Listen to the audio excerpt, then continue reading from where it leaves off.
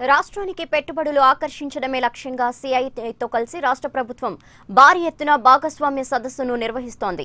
గతంలో జరిగిన 2 సదస్సులో ఎన్నో ఒప్పందాలు చేసుకున్న ప్రభుత్వం ఈ సదస్సులో లక్షల కోట్ల రూపాయల ఒప్పందాలు చేసుకోనుంది. మరికొన్ని గంటల్లో ఉపరాష్ట్రపతి వెంకయ్య నాయుడు ప్రారంభించనున్న ఈ సదస్సుకు దేశ విదేశాలకు చెందిన ప్రముఖ పారిశ్రామికవేత్తలు, విదేశీ ప్రతినిధులు హాజరవుతున్నారు. సన్ రైజ్ స్టేట్ నినాదంతో రాష్ట్ర ప్రభుత్వం ఎంతో ప్రతిష్టాత్మకంగా ఈ సదస్సును నిర్వహించేందుకు ఏర్పాట్లు పూర్తయ్యాయి.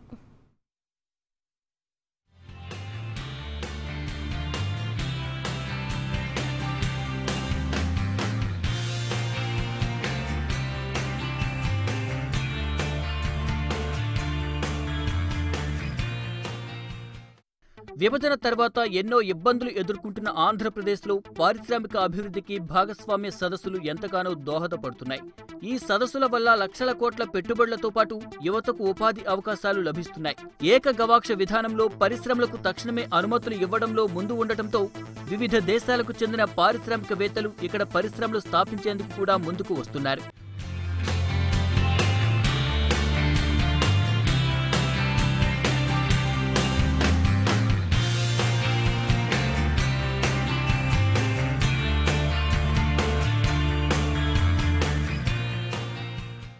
ఈ సదస్సులో 3 లక్షల కోట్ల రూపాయల మేర ఒప్పందాలు జరిగే అవకాశమున్నట్లు ప్రభుత్వ వర్గాల ద్వారా తెలుస్తోంది. ఇప్పటికే రాష్ట్రానికి పలు పరిశ్రమలు వచ్చాయి. విశాఖలో లారెస్ ల్యాబ్స్ 550 కోట్లతో, నెల్లూరులో శంభూ కార్ప్, చిత్తూరులో 1500 కోట్లతో ఇసూజీ మోటార్స్, 1230 కోట్లతో పెప్సికో 2 పరిశ్రమలు ఏర్పాటు చేశాయి. అలాగే వెనకబడిన అనంతపురం జిల్లాలో సుజిలాన్ ఎనర్జీ 545 కోట్లతో, బర్జర్ పెయింట్స్ 496 కోట్లతో ప్రధానంగా కొత్త పరిశ్రమల ఏర్పాటుకు శ్రీకారం చుట్టాయి.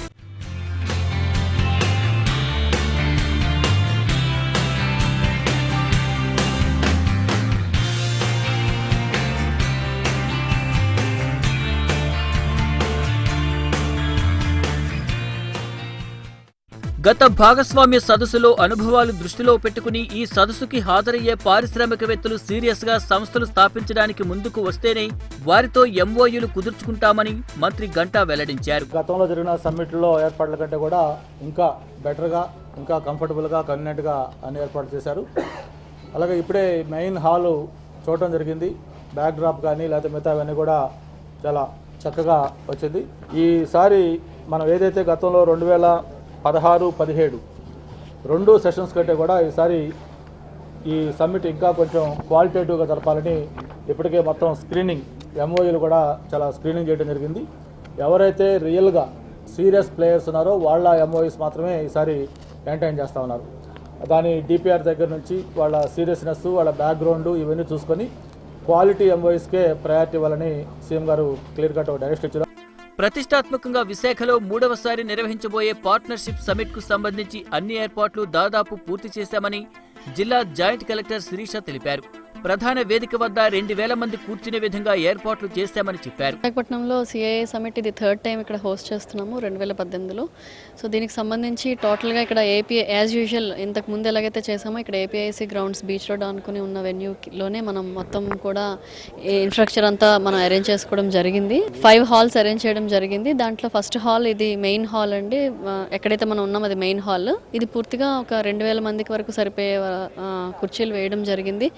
మొత్తం ఎక్కడైతే ట్రేడ్ మినిస్టర్స్ కానీ, మన స్టేట్ మినిస్టర్స్ కానీ, సీనియర్ గవర్నమెంట్ అఫీషియల్స్, అలాగే ఎంపీస్, ఎమ్మెల్యేస్ అందరూ కూడా రేపు ఇనాగరల్కి రావడం జరుగుతుంది. నోవోటెల్లో 25వ తారీఖు డిన్నర్ కూడా డెలిగేట్స్కి, విఐపీస్కి అందరికీ హోస్ట్ చేయడం జరుగుతుంది. ఇవే కాకుండా కల్చరల్ ఈవెంట్స్ కూడా ప్లాన్ చేశాము. సెక్రటరీ ఇండస్ట్రీస్ అండ్ కలెక్టర్ గారి ఆదేశాల మేరకు చాలా అరేంజ్మెంట్స్ ఇక్కడ చేయడం జరిగింది.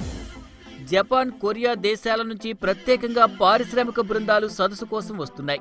దుబాయ్, యుఏఈ వంటి అరబ్ దేశాలకు చెందిన పారిశ్రామికవేత్తలు, ప్రతినిధులు తరలి వస్తున్నారు. దాదాపు 2000 మంది వరకు విదేశీ ప్రతినిధులు రానున్నారు. విదేశాలకు చెందిన 18 మంది మంత్రులు, 10 మంది అంబాసిడర్లు తరలి వస్తున్నారు.